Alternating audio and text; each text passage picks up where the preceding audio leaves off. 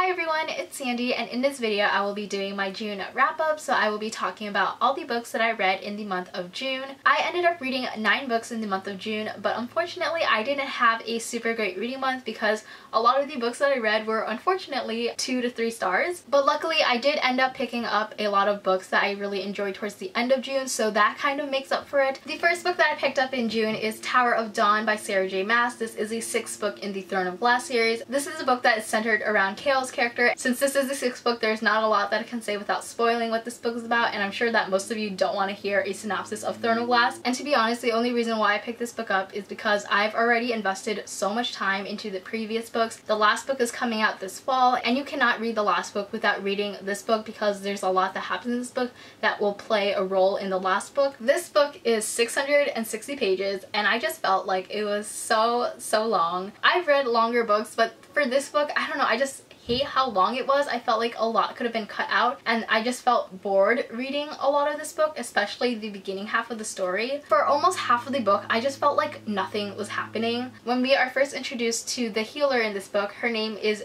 Irene or Irene. I'm not really sure how to pronounce her name, and I can't seem to find a pronunciation guide in this book. At first, I didn't like her chapters at all, but as soon as we got to know her, I really started to like her chapters a lot. I didn't realize that her character was introduced in the Assassin's Blade until I saw Jenna from Jenna Clare K talk about that, and now I kind of want to go back and reread the Assassin's Blade, and then I know that if I want to reread the Assassin's Blade, I'm also going to have the feeling of wanting to reread the whole series, and I kind of want to do that, but at the same time I kind of don't. I really like Nesrin's character, but I thought her chapters gradually began to get boring because I really wanted to focus on Chaos character and what was happening with him. This book does have disability representation, and I've read multiple reviews. There are positive things about the portrayal, but there are also negative things about the portrayal, so definitely keep that in mind before picking this book up. Overall, I thought this book was okay. I ended up giving it a 3 out of 5 stars. The next book that I picked up is another Sarah J. Maas book, and that is A Court of Frost and Starlight. I didn't have high expectations going into this novella. This is supposed to be the bridge book between the original ACOTAR trilogy and the spin-off books. This is a book where nothing happens. This is mostly fluff. It was nice to be back in the ACOTAR world and reading from the point of views of these characters again. This novella doesn't really connect the two trilogies until the last 20-ish pages. This novella was pretty much unnecessary. I ended up rating it a 2 out of 5 stars. The next book that I picked up is Geekerella by Ashley Poston. I listened to this book as an audiobook. This book is basically a contemporary retelling of Cinderella, and it follows our 2 main characters, Elle and Darian. Elle is a huge fan of Starfield, which is kind of like Star Wars, I think. And then we also follow Darian, who is an actor, and he was casted as the lead for the Starfield movies, and Elle is not happy about it. She is a blogger, and she writes this blog post basically going on a rant about why she doesn't like Darian as the lead. Darian is supposed to go to this convention, and he doesn't want to go to the convention, so he finds his contact information to try to get out of going, but that number ends up being Elle's number, so they start off this conversation and the story goes from there. This was a really cute read. I really love the geeky twist on the Cinderella retelling. I really enjoyed seeing Elle's friendship with Sage develop, and I also really enjoyed her conversations with Darian. I also really enjoyed the dual point of views and seeing Darian live his life as an actor. I thought reading the behind the scenes of that was really interesting and really cool to read as well. I ended up rating this book a 4 out of 5 stars. The next book that I picked up is Till Death by Jennifer L. Armentrout. This is an adult mystery thriller book following a main character named Sasha who was kidnapped when she was 19 years old, and the story takes place 10 years later. She's moving back to her hometown, and suddenly women are going missing and they're dying all over again. I thought this overall book was okay. This book does have a lot to do with romance, and I wasn't a fan of the romance in this book. I did really like that the romance was between 2 people who previously dated. The love interest is named Cole, and he and Sasha dated prior to her kidnapping, and after Sasha was kidnapped she moved away and she never really kept in touch with Cole. But I thought Sasha and Cole were both flat characters. I thought there wasn't really much to these characters, and the dynamic between them felt pretty forced despite their history together. Honestly, I just didn't care about the romance, and I didn't really like Cole as the love interest. 10 years is a really long time,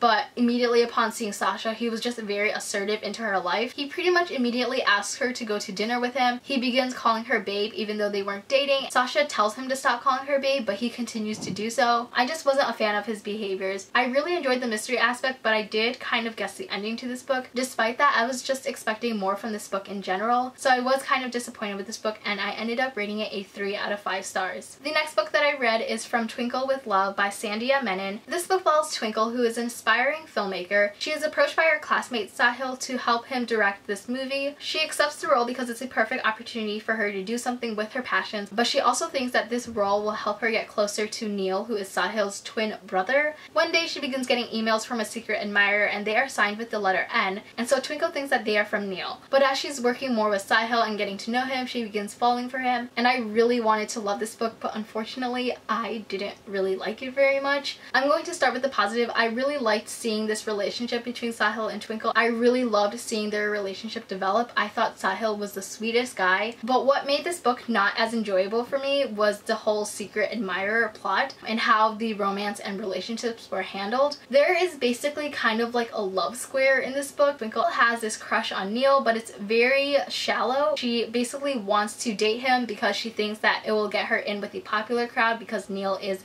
a popular guy. But then Sahil has a crush on Twinkle, and Twinkle is slowly developing feelings for Sahil, but then there's also this potential other love interest in this book. So there's just a lot going on in the romance department, and I just thought it was so frustrating to read, and I didn't like how it was handled in the book. I do like how the story ended, but the whole majority of the book was heavily focused on the secret admirer plot, and I just didn't like it. This whole secret admirer plot basically caused Twinkle to go back and forth with her feelings for Sahil. I like him, but I don't want to date him because I want to date his brother Neil. Although I don't like the secret admirer plot, I really liked Twinkle's character growth throughout this book. She is a teenager, she makes mistakes, and I really appreciated seeing her reevaluate the choices that she makes and learning from them. I forgot to mention that I did listen to this book on audiobook, but I did really enjoy the format of the story because it's mostly told through letters or journal entries written to Twinkle's favorite female directors. I really admire Twinkle's passion for filmmaking, and I really love the snippets of her being an amazing director throughout this book. I also really like the friendships that are formed. I liked her friendship with Sahil and how that slowly progressed into more, and I liked seeing her form friendships with other people as well. Although most of the story was really frustrating to read, I did really like how it ended, so I would rate this book a 2.5 out of 5 stars. The next book that I read is War Storm by Victoria Aveyard. This is the 4th and final book in the Red Queen series. I'm not really going to go into depth about this book because of spoilers. I'm one of the few people who really enjoyed Red Queen, but I didn't enjoy the second and third book as much as the first one, and so I didn't have high expectations going to this book. I just really wanted to know how this story wrapped up, but this book was just so long, and I did not appreciate how long it was. There is a point of view in here that was added that wasn't in the previous books. That point of view is from a character named Iris, and I thought her chapters were just so boring. I just felt like her chapters could have just been completely cut out. She is completely separated from all the other point of views. With how the story kind of played out, her chapters just really weren't necessary, and the things that the readers learned from her could have been played out from the other characters as well. So as the other characters are learning things about Iris and what she is doing, we could have found that out through them instead of reading from her point of view. Every time her chapters would pop up, I would immediately want to put the book down. I didn't like how the relationships were sort of played out in this book. How it ended in the third book pretty much went on for most of this book, and I just didn't like it. I was surprised by the ending and how the relationship was left off. To be honest, I still don't really know how I feel about it. I don't think I like it very much because I wanted more closure. I ended up rating this book a 3 out of 5 stars. So after reading War Storm, my 2 to 3 stars reading slump has ended because I decided to pick up the sequel to a book I loved, and that is Wildcard by Marie Lu. This is the second and final book in the Warcross duology. I was lucky enough to get this book at Book Expo, and I actually forgot this book was a duology, so I was going to wait to read it as the release date approached, but then I remembered that it was a duology, so I'm like, why am I waiting? I should pick this book up now. I'm really glad I picked this book up because it ended up being a 5 out of 5 stars. I didn't enjoy the plot of this book as much as the first book, but I still thought it was a really great sequel and a really great conclusion to the series. So that's pretty much all I'm going to say about this book, and so like I said earlier, I ended up rating this book a 5 out of 5 stars. The next book that I picked up is actually a reread, and that was For an Ember in the Ashes by Sabaa Tahir. The third book, A Reaper at the Gates, came out earlier in June, but I didn't want to pick that book up yet without rereading the first 2 books, so I'm slowly making my way through it. I'm really glad that I did reread this book because there's a lot that happened in this book that I forgot, and it was really great to be back in this world and seeing why I loved it in the first place. I thought this book was just as good as when I read it the first time. When I first read this book, it was over 3 years ago, so it was really interesting to read my short review of it on Goodreads when I first picked it up. The review is kind kind of cringy. But one of the things that I said in my review when I first read this book is that I loved the friendship between Helene and Elias, and I don't understand why I said that because I felt like they were fighting for most of the book, so we only got to see little snippets of them showing how much they cared for one another. But other than that, I still don't love their friendship. I don't think there's a lot of world building in this book, but it's not a huge problem because the author's writing makes it really easy to get into the book and to still understand what's going on even if you don't completely understand the world. The two main characters are pretty much in their own love triangle, and I'm still not a fan of that. I really enjoyed reading from both Elias and Lia's point of view. I don't really like Helene's character, but I love how complex she was. I would still give this book a 5 out of 5 stars, and I can't wait to read the sequel. And the last book that I read in the month of June is Clockwork Angel by Cassandra Clare. This is a reread, and I've been listening to this book on audio. I've been talking to my friend Trin, and she's been rereading the Shadowhunter books,